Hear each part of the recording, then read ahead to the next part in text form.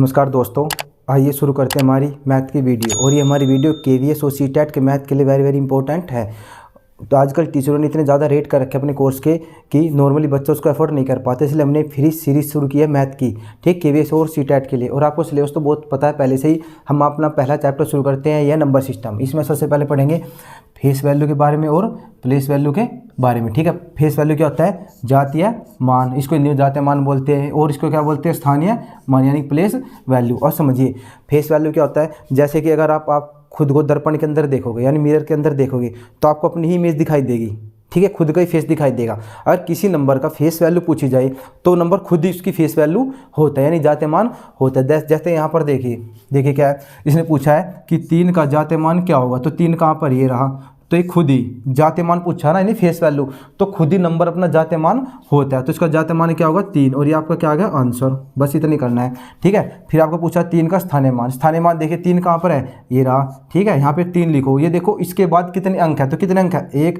2 3 4, तो इसके बाद 4 0 लगा दो, 1 2 3 4, तो यहाँ लिखेंगे 3, ये 1 2 3 4, ये आपको क्या मिलेगा? इसका स्थानीय मान, ठीक है। इधर देखिए जैसे पूछा गया कि 8 का जातीय मान लिखिए, तो मैंने कहा कि खुद वो नंबर खुद का जातीय मान होता है। जैसे 8 कहाँ पर है, ये रहा, तो क्या पूछा? इसका जातीय मान पूछा, तो 8 खुद का ही क्या है? जातीय मान है।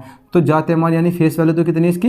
8। पूछा स्थानीय मान 8, देखो 8 पे ऐसे लगाओ एरो, यहाँ लिखो 8, इसके बाद कितने अंक है? इसके बाद 1 अंक है, तो कितना लगा देंगे? 1 0 लगा देंगे, तो कितना? 80, यानी कि इसका स्थानीय मान कितना है? 80। समझ में आया कि जातीय मान क्या होता है, स्थानीय मान क्या होता है।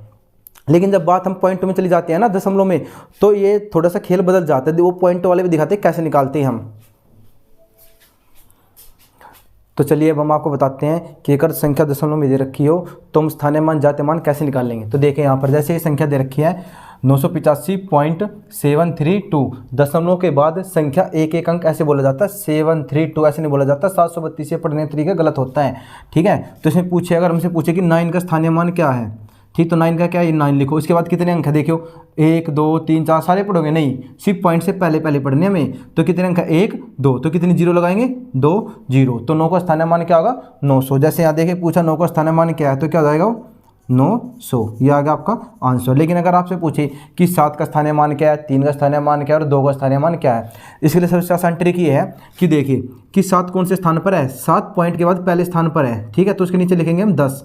आगे देखिए 3 का पूछा है, तो 3 पॉइंट के बाद कौन से स्थान पर है? 1 2, तो दूसरे स्थान पर तो नीचे आएगा 100, यानी कि 100।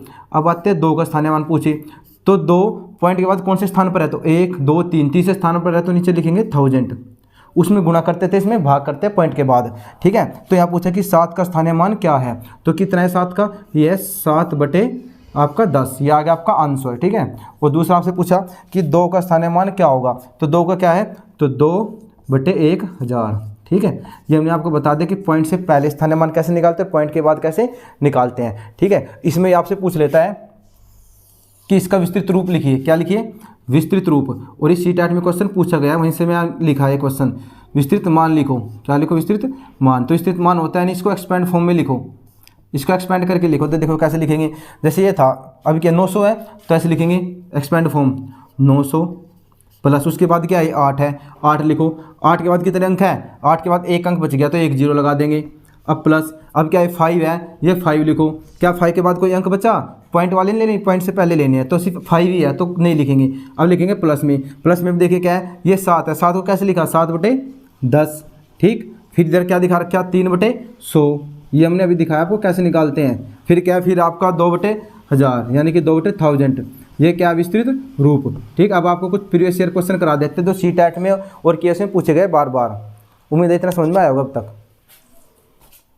तो आइए अब हम प्रीवियस ईयर क्वेश्चन डिस्कस करते हैं जो सीटेट और केवीएस में बने हैं। यहाँ से देखिए क्या है, पहले पूछा गया कि 100.0827 में 8 का स्थानीय मान क्या होगा, ठीक है। 8 का पूछा है और ये पॉइंट के बाद की बात है, तो देखो 8 कौन से स्थान पर है? दूसरे स्थान पर है पॉइंट के बाद। तो कैसे लिखेंगे? हमने बताया था कि 8 लिखे ऐसे ही पहले, कौन से? दूसरे स्थान पर तो नीचे क्या आएगा? 100, तीसरे स्थान पर तो नीचे 100। तो देखो 8 बटे 100 कौन से ऑप्शन में आपका? ये ऑप्शन सी में है, नहीं ये तो 1000 है नीचे, तो कौन से ऑप्शन बताओ? ये आपका ऑप्शन ए में 8 बटे 100। समझ में आ गया ना कैसे करना आपको, ठीक है। अगला क्वेश्चन देखे क्या है कि 805.104 का विस्तृत रूप क्या होगा, यानी एक्सपेंडेड फॉर्म क्या होगी। तो देखिए क्या होगी इसका एक्सपेंडेड फॉर्म, हमने कहा था पहले 8 लिखो, देखो इसके बाद कितने अंक है, लेकिन पॉइंट से पहले, तो 8 के बाद कितने अंक है 1 2, तो 2 जीरो लगा दो ऐसे ही, प्लस लिखो।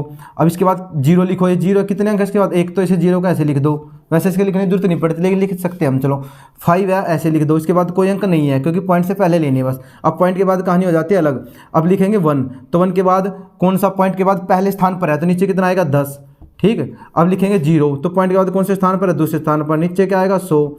अब आगे आ जाओ, ये क्या है 4, और 4 कौन से स्थान पर है, पॉइंट के बाद 1 2 3, ये कौन से स्थान पर है, तीसरे स्थान पर, तो नीचे कितनी जीरो आएगी 3 0, ये क्या होगा इसका विस्तृत रूप। और ये सीटेट में क्वेश्चन बने हैं तीनों टाइप के।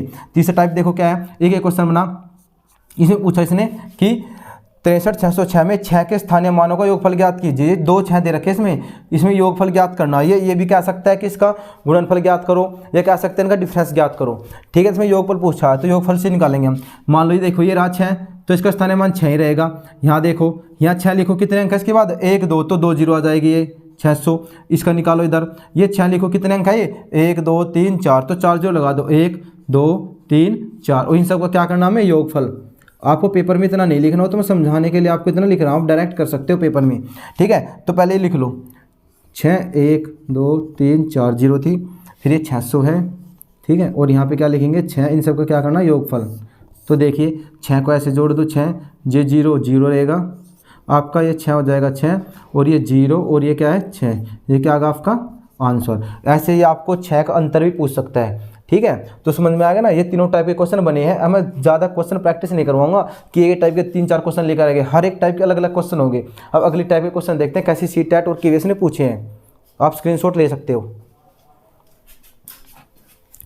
आइए शुरू करते हैं। नेक्स्ट क्वेश्चन जो प्रीवियस ईयर में पूछे गए, इकाई दही सैकड़े पर आधारित। देखिए अगर इकाई होता है उसका मतलब होता है 1 यूनिट, दही का होता है 10, सैकड़ा मतलब होता है 100, हज़ार का मतलब होता है 1000, ठीक है। तो इसने पूछा है कि 10 इकाई 10 दही 10,000 बराबर है, बताइए किसके बराबर। तो आप देखिए ये कितना दे रखा है आपको, ये दे रखा है 10 इकाई, इकाई का मतलब कितना आपका 1 होता है, तो 1 से गुणा कर दो तो कितना आ गया 10।